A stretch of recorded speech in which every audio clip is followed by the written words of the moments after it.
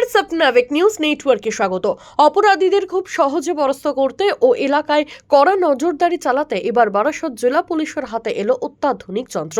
অপরাধ দমনে উত্তর 24 পরগনা জেলার বারাসত পুলিশ জেলায় এবার থেকে ব্যবহার করা হবে অত্যাধুনিক ড্রোন।